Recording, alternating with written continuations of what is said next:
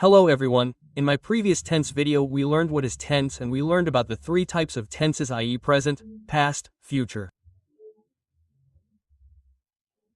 And what are the other four subcategories of these three types? What are they? We had covered all this in that video. In today's class we are going to learn present indefinite tense, which we also call simple present tense. Guys, in this entire class 1 will teach you only one tense, and that is present indefinite tense, because it is very important. So it is very important to understand it well in detail. So watch the video very carefully and stay in the class till the end. Let's start the video. So friends, first of all we will see what is the identification of present indefinite tense. Meaning, what are those sentences which you will understand by looking at them that yes, they come under the category of present indefinite tense. So look at such sentences which end with ta-hi, ti-hi, te-hi, ta-hun, ti-hun, te-ho-aya. So you have to understand immediately by looking at them that yes, they are present indefinite tense. Look, we will understand this thing with some examples. Look, the first example is Sachin plays cricket. We go to school. She sings songs. I play. Now look, all these sentences end with ta-hi, te-hi, ti-hi and ta-hun. So, in which category will all these sentences come? They will come under the category of present indefinite tense, okay?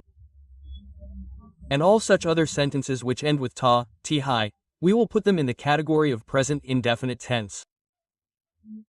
Now see, till this point you have understood that whenever there is ta-hi, ti-hi, te-hi, aya at the end of a sentence, then we will use the structure of present indefinite tense in it. But along with this, there is a very important concept that you will have to understand, that where do we use present indefinite tense? That means when to use present indefinite tense.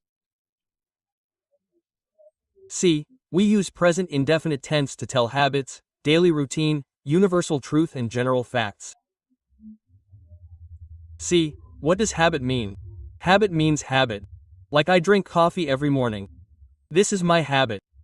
So, if you have to tell your habit to someone, then which tense will you use? Present indefinite tense. After this comes daily routine. Daily routine means the work that we do on daily basis. Like I wake up every morning. What is this? This is my daily routine. You people must also be waking up daily. This is your daily routine. If someone goes to school daily, then that is his daily routine. So to tell all these things also we will use present indefinite tense. After this comes universal truth. Universal truth is called universal truth in Hindi. That means the things which are same for all of us.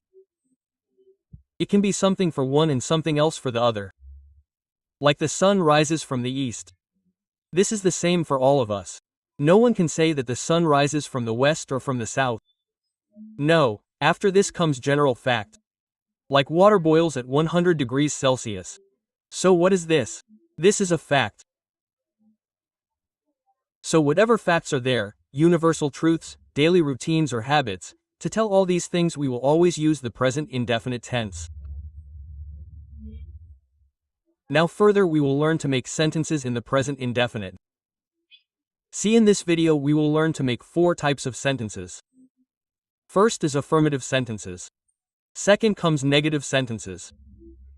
Third is interrogative and fourth is negative interrogative. So guys, first of all let us see affirmative sentences. See, affirmative sentences are called positive sentences in Hindi. That means such sentences in which no is not used, and neither will we use question mark in them. Okay? So the rule of making affirmative sentences, i.e. the structure, is that first of all you have to use the subject. Then comes the first form of the verb with s or s, and then comes the object. See, this structure is so small, so simple. But the most difficult part here is where to use s or es and where not to. See, whenever your subject is she, it, or singular subject, what have I written in brackets? I have written 1 for your understanding. Singular means one. That means whenever your subject is one, then you will use s or s with the main verb there. Apart from these, whatever subjects you have such as I, we, you, they are any plural subjects, that is, two or more. In that case you will not use s or s with the first form of the verb.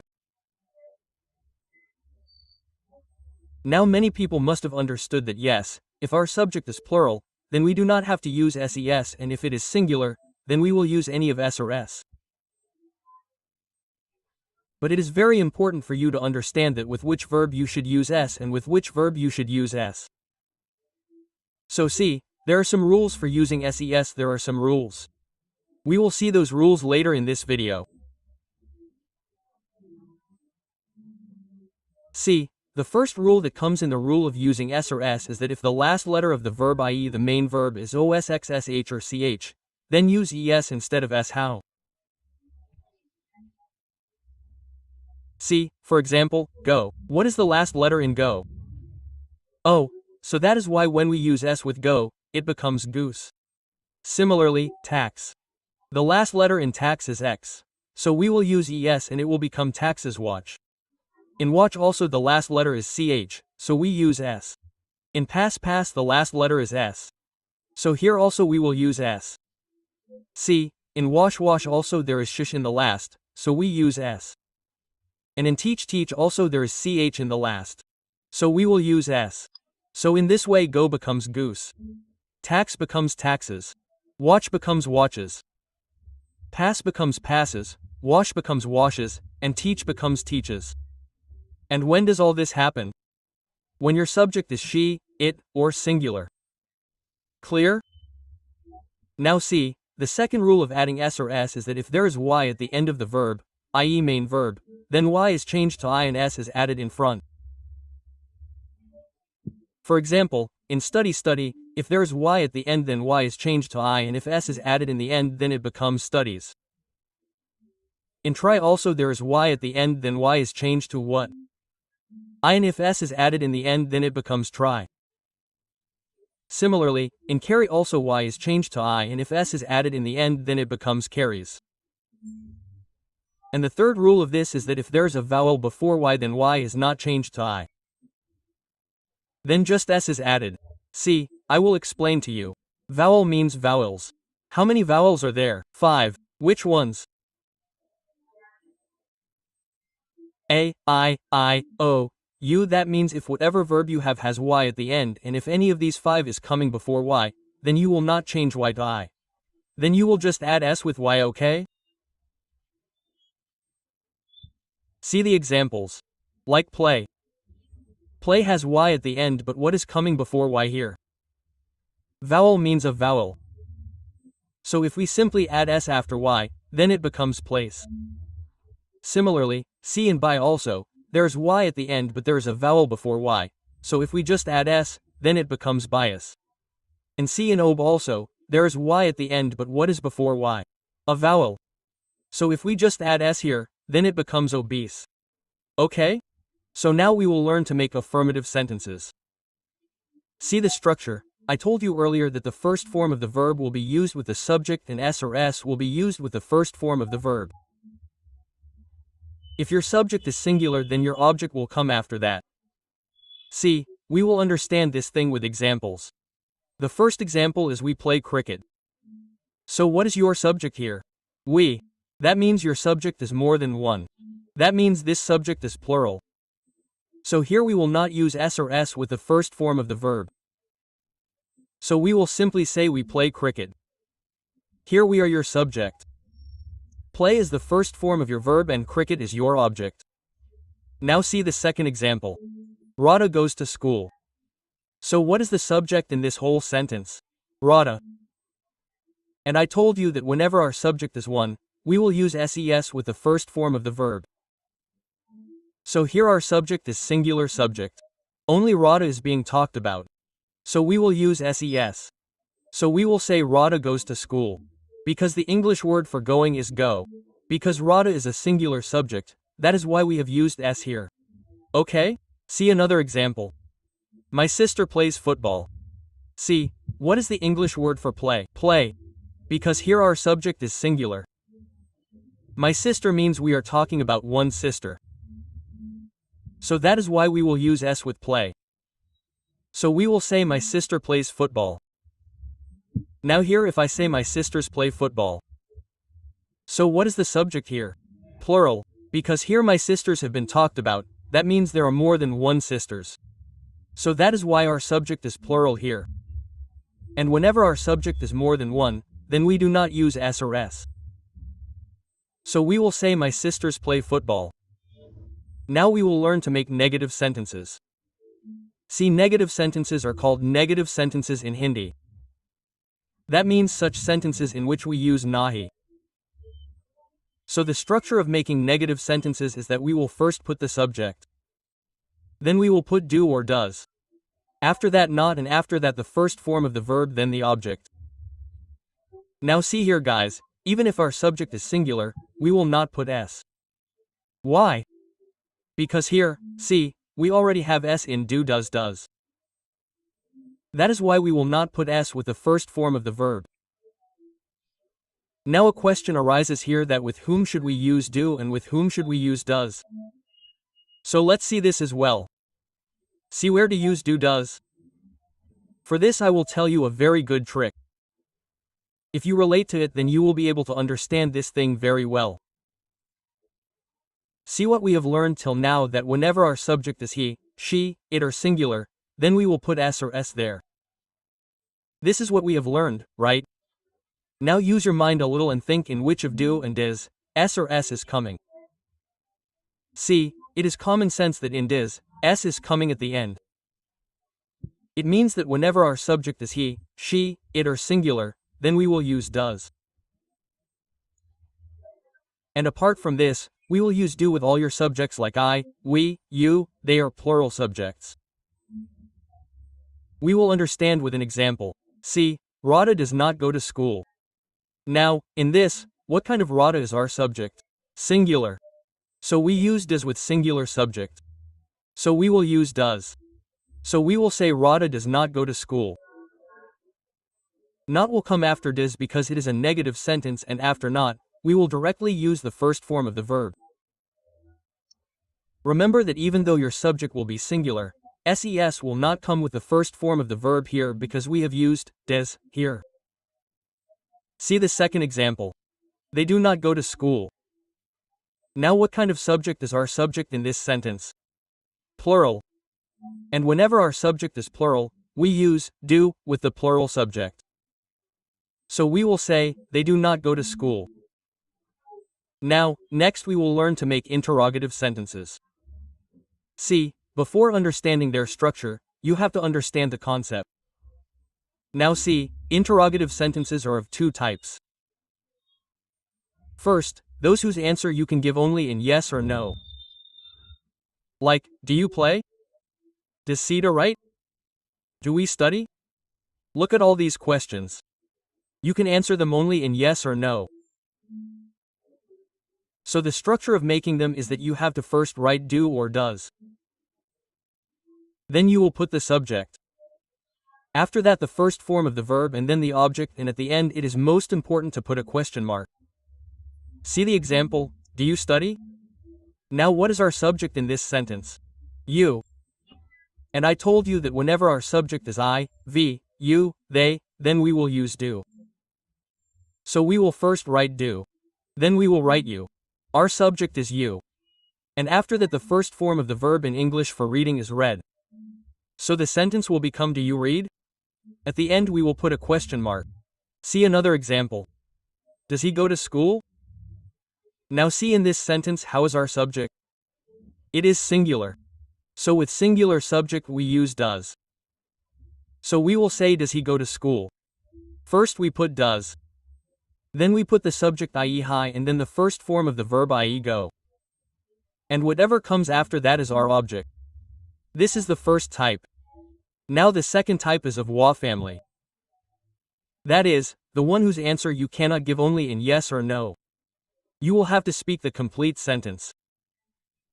Like what does Ram play? Where do you live? Look at these sentences. You cannot answer them only in yes or no. You will have to tell what does Ram play? You will have to tell where you live. So we keep these types of questions in wa family. See, There are many words in wa family. Like why means why, when means when, how means how, where means where, what means what, which means which one, who means whose, who means who, and whom means whom. So all these words are of wa family. Now see what is the structure of making wa family sentences. See, just before the structure you used in do does, add the wa family there. Meaning you don't have to make any changes in that structure. You just have to add wa in front. So your wa family question will be formed. Let's understand from the example. What does Ram play? See what has come here. For this, which word do we use in wa family? What? So first of all we will use what. Then we will write does. Why? Because here we are talking about Ram. Our subject is singular, that's why we have used does there. So we will write what does Ram play. See the second example. When do you sleep? Now see, for when has come, we use the word when.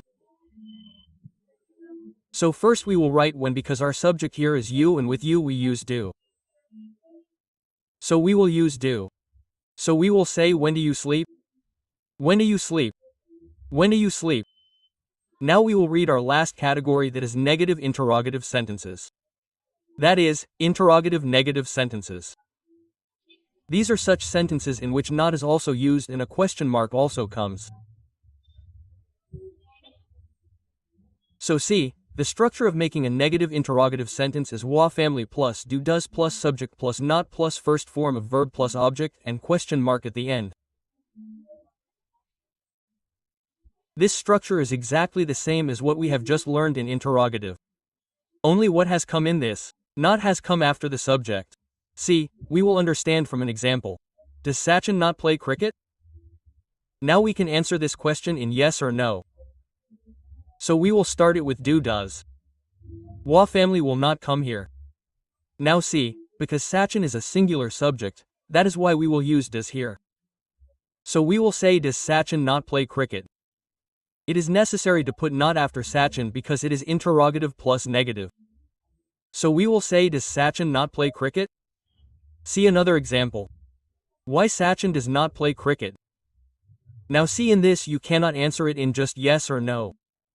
So you will have to tell the reason. That is why we will start it with wh.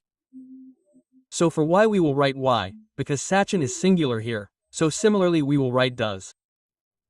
So we will say why does Sachin not play cricket? So whatever we have read till now, let us see a complete summary of it together. So it will be easier for you to understand. There will be only one sentence, we will write it in 6 different ways. Okay? So the first sentence is Ravi plays cricket. Ravi is singular subject, so if s is used with play, then we will say Ravi plays cricket. After that, Ravi does not play cricket. It is a negative sentence, so we will say Ravi does not play cricket. Does will be used with Ravi and not will be used with does. After this comes does Ravi play cricket? Meaning you can answer it in yes or no. So we will start with does Ravi because Ravi is the subject, so we will start with does. So we will say does Ravi play cricket? After this comes does Ravi not play cricket? So in this we will just put not after Ravi. So we will say does Ravi not play cricket? After that comes why does Ravi play cricket? So for why we will put why here, so we will say why does Ravi play cricket? Because Ravi is there, so we have put does. So we will say why does Ravi play cricket? And then in the end comes why doesn't Ravi play cricket? Meaning this is negative plus interrogative. And which is negative? Whose answer you cannot give in yes or no. So for this we will say why does Ravi not play cricket? Same as the structure which is just above this. Only not has been put here. So friends, that is all in today's class. I hope you guys have understood it well, and if you have understood, then I'm giving you 2 sentences. You will give me its answer in the comment box. The first sentence is I write a letter. What will be its answer? You have to tell me that. And the second sentence is he laughs. So you have to give me the answer to both these questions in the comment box. And yes guys, if you have any doubt related to this video, any question, then you can ask me in the comment section. So guys, see you in the next video.